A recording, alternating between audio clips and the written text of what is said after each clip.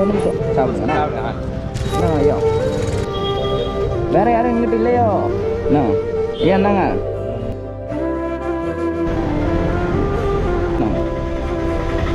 யாரும் இருக்காங்களோ?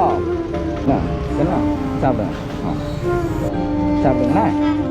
சரி.